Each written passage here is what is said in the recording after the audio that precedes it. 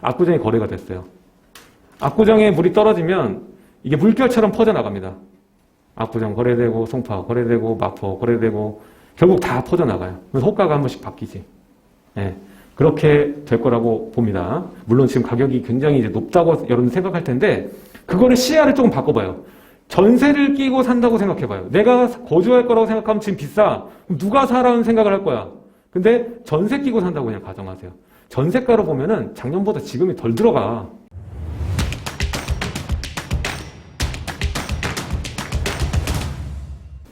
자, 2021년 부동산 전망과 전략이라는 게 오늘 주제예요. 내년에 과연 어떻게 될까? 여러분들 생각했을 때 집값이 오를까요? 떨어질까요? 올라가요? 예. 뭐 확신을 가지고 얘기하시니까. 예.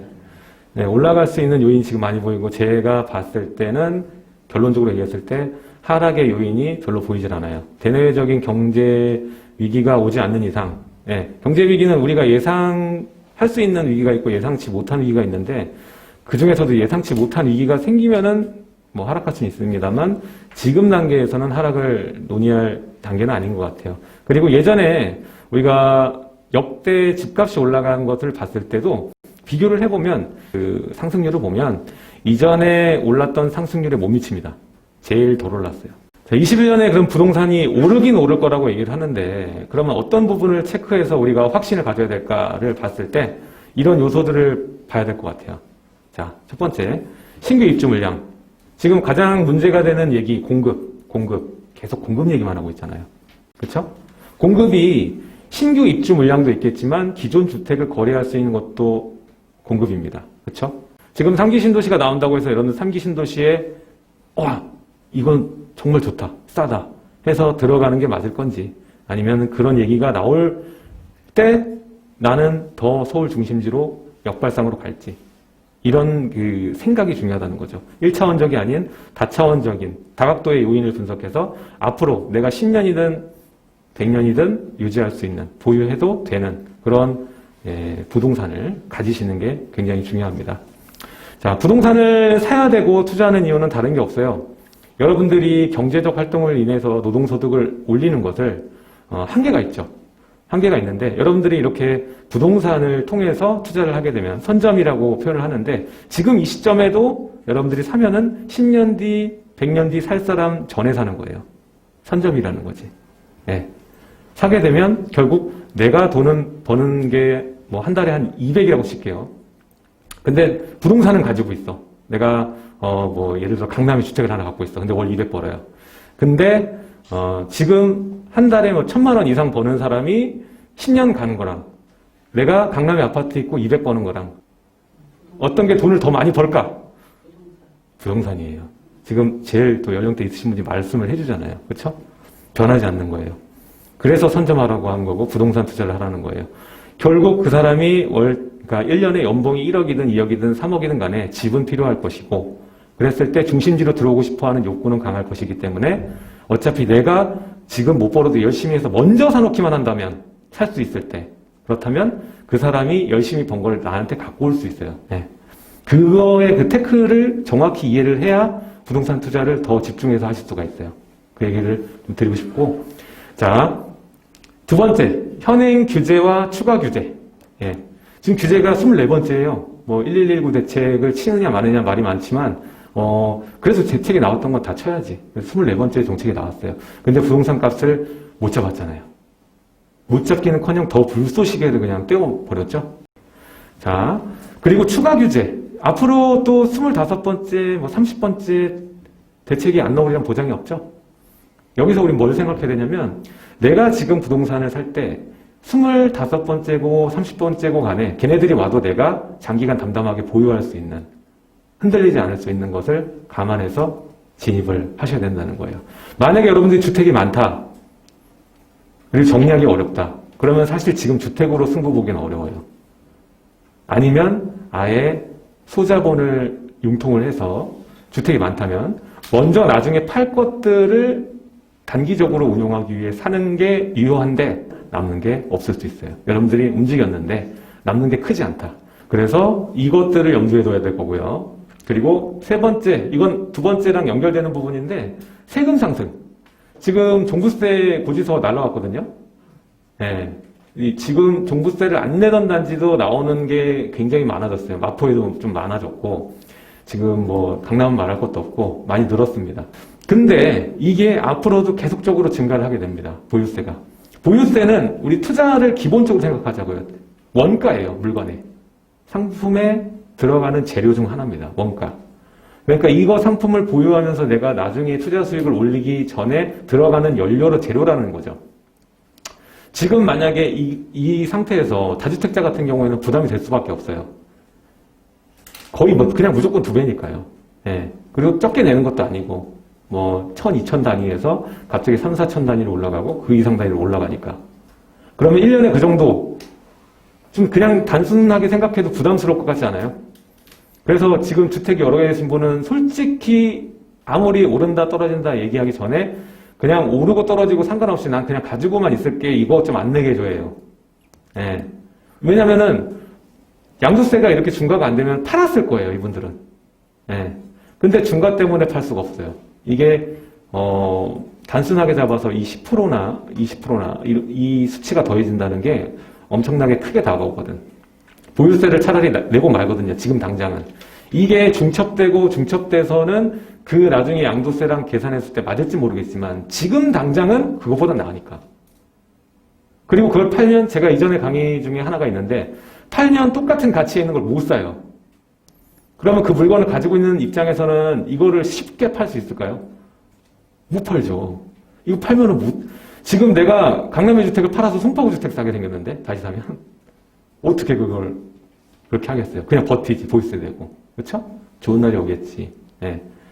자, 근데 좋은 일이 또 있었잖아요. 지금 임대입법 때문에 전세가가 미친 듯이 올라가가지고 보유세 낼 돈 생겼어. 네, 생겼어요, 돈이. 자, 그리고 네 번째, 전세가. 이 얘기가 좀 중요해요. 이 현상은 여기에만 국한된 게 아니라 전국적이에요, 지금. 전국적. 임대입법은 전국 다 전세 있잖아요. 다 영향을 미치고 있어요. 네. 게다가 앞서 말한 이 공급 물량이 서울과 수도권만 부족해진 게 아니라 전국적으로 지금 부족해요. 그리고 노후주택 비율이 엄청 높습니다. 전국적으로. 전국적으로 노후주택 비율이 높다는 것은 그만큼 그분들이 신축주택을 원한다는 거예요. 네. 그러면 신축의 가격은 어떻게 되지? 당연히 오를 수밖에 없죠. 햄버거는 하나인데 계속 3명이 먹고 싶다가 5명 되고 줄 서요, 계속. 내가 세금이 지출이 없는 1주택자라고 해도 지금 섣불리 팔기가 어려운 거예요. 왜냐면 계속 오르니까. 그렇죠? 기다리면 더 오를 게 뻔하고. 전세가가 이만큼 올랐더라. 그럼 못 팔죠. 다주택자만 못 파는 게 아니라 알고 봤더니 1주택자도 못 팔더라. 1주택자가 팔려면 갈아타기 밖에는 없어요. 네. 근데 갈아타기도 잘 못하는 게 초보자분들이나, 이거는 좀 경험이 있으셔도 마찬가지인 것 같아. 다른 주택을 먼저 사고 내 주택을 팔아야지 이게 갈아탈 수가 있어요. 그걸 못해. 아무리 얘기해줘도 자기 거 먼저 팔아. 그럼 못 가. 찾아와요. 제가 팔았는데요, 그 가격이 올라버렸어요. 당연하지. 한 시즌에 같이 사고 팔리는데. 마포가 이번 여름에 팔리고 겨울에 여기가 동대문이 팔리고 이러지 않아요. 한 번에 이루어진다고, 한 번에.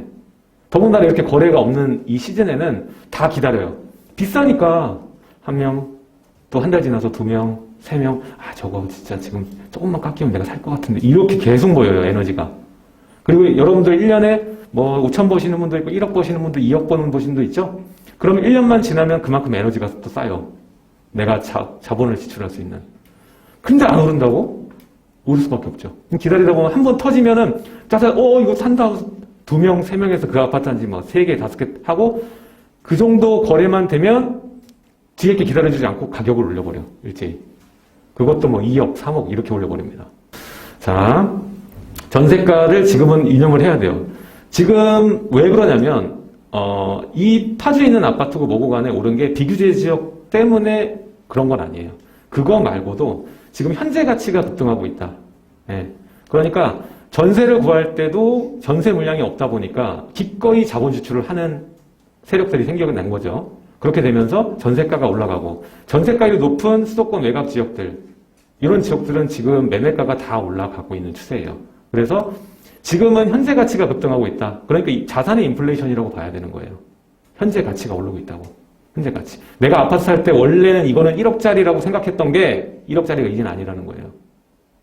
가격이 올라갔다고 그게 아니에요. 그 미래 가치 반영 그게 아니라 지금 현재 가치가 내가 살려면은 내가 거주하려면 전세로라도 거주하는 그 금액 자체가 올라간 거예요. 이거 되게 무서운 얘기예요. 네. 그리고 이게 만들어내는 게 이제 상방압력, 매매가를 올려버리니까. 네, 매매가를 올려버립니다. 실제로 대체주택 같은 경우는 제가 투자하는 방법을 얘기할 때, 전세가를 높은 걸 투자하라고 항상 얘기를 해요. 그리고 5년을 비교해 봤을 때 전세가가 어떻게 변화했는지 체크해보고 들어가면 절대 실패하지 않는다라고 얘기해요. 대부분 어디냐면 역세권이고, 그리고 3도심에 가까운 그런 최대한 신축, 이런 것들은 무조건 올라가요. 다만 내 돈이 한 2천에서 5천 들어가지만 버는 것도 2천에서 5천까지예요. 왜냐하면 전세가율에 의존하니까. 미래 가치가 반영되는 게 크지 않으니까. 자, 근데 이게 아파트에서 벌어지고 있어요, 지금. 네. 수도권 전체를 봤을 때. 자, 그리고 이제 5번째, 금리하고 유동성. 이거는 어쩔 수 없는 게 우리는 자본주의를 살고 있기 때문에 금리의 영향을 크게 받습니다. 만약 금리라는 시스템이 없으면은 이렇게 우리나라가 발전할 수도 없었고 전 세계가 발전할 수도 없었어요. 네. 그래서 굉장히 복잡한 금리만 얘기해도 시간이 모자른데 하여튼 지금 금리 상황을 내년도를 생각해 봤을 때 금리가 올라갈까요? 올라가기 어려워요. 네, 올라가기 어렵습니다. 근데 언젠가 금리는 올라갈 수 있을 거예요. 근데 지금은 그렇게 되기 어렵습니다. 네. 네, 금리 실제 금리는 오히려 좀 올랐어요. 실제적으로 우리가 느끼는 금리는 지금 대출하면은 거의 2.5에서 3% 사이잖아요. 그렇죠? 그런데 기준금리 낮다고, 기준금리 0.5라고 해서 금리 낮다고 여러분들 말할 수 있어요? 아니에요. 실제 금리가 따로 있다고. 금리로 해서 파생되는 게 유동성이에요. 이 유동성이라는 게 뭐냐면, 단기적으로 얼마든지 여러분들이 현금으로 바꿀 수 있는 자산을 의미합니다. 그래서 현금, 그리고 단기금융, 예, 이런 것들이 속한 건데, 지금 전 세계를 봤을 때 돈을 뽑아내는 가장 중요한 은행이 미국이죠? 미국이 지금 돈 뽑는 양이 지금 최근에 5년에 걸쳐서 돈 뽑은 양보다 최근에 5개월 돈 뽑은 양이 더 많아요. 얼마나 심각한지 알겠죠? 근데 안 오른다고. 지금 코스피 올라가서 내가 돈 벌었네 좋아하는 게 아니라 살아남은 그냥 그대로 가는 거예요. 아무것도 안 한 사람 벼락거지라는 얘기가 괜히 나오는 게 아니야. 그렇죠? 네. 자, 그리고 이거는 좀 다른 얘기인데 21년에 여러분들 부동산 전략을 잡을 때 또 제가 볼 때 가장 중요한 요소는 뭐냐면 이제는 개발 호재를 더 입각해서 보시고 장기적으로 풀어가는 전략을 하셔야 돼요. 단기 투자는 이제 하지 않으시는 게 좋을 것 같아요. 자, 요소를 하나하나 체크해 볼게요. 자, 첫 번째, 이제 신규 입주 공급량. 이거는 제가 유튜브에서도 많이 다뤘기 때문에, 그리고 다른 분들도 많이 얘기하죠? 지금 이게 서울이에요, 서울.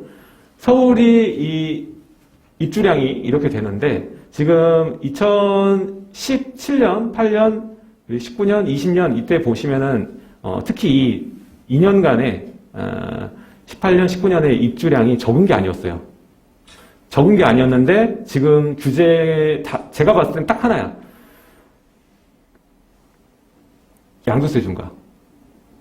이거 오를 장이 아닌데 오른 거예요. 양도세 중과 때문에. 신규 입주 물량은 이렇게 나오는데 반대로 여기서는 거래할 수 있는 양은 줄어버리고 또 실거주 의무 붙이고 이거저거 하다 보니까 물건을 거래할 수가 없어. 증여하면 또 5년 동안 못 팔아요. 그리고 그나마 우리 투자하려고 하면 재개발, 재건축 봐도 조합 설립 그리고 관리처분 떨어지면 거래가 안 돼. 그러면 거래를 못하게 해버린 거예요. 거래를. 그렇죠? 근데 비단 이게 서울의 문제만 아니라는 거예요. 자, 이게 이제 경기입니다. 경기. 역대급 물량이었어요. 이때 전세가가 좀 휘청했던 게 이때예요. 이때 16년, 이제 17년 넘으면서부터 휘청했는데 또 이제 입주 물량이 있는데도 불구하고 전세가 안정세를 그나마 그릴 수 있었던 게 이거지. 이때 물량이 있었기 때문에. 근데 이마저도 이제 줄어듭니다. 내년부터는 경기도 줄어듭니다. 인천은 괜찮아. 근데 경기도 줄어들어요. 약 한 20% 정도가 입주 물량이 줄어들어요. 근데 이게 수도권 전체로 봤을 때는 보통의 문제는 아니다. 자, 그리고 이건 인천이에요. 인천은 아직도 내년에 공급 많이 되고 합니다.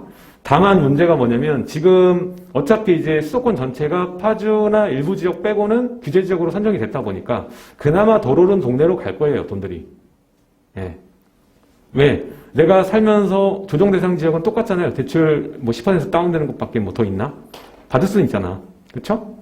그래서 그 서울처럼 뭐 40% 받는 건 아니니까. 그쵸? 그러니까 그나마 서울과의 인접성을 유지하면서 비빌 수 있는 지역을 찾다 보면은 레이더가 가동이 되면서 결국 다 진입을 하게 되는 거죠. 그래서 내년 지역을 봤을 때 저는 뭐 인천, 부천 지역이 좀 괜찮다고 봐요.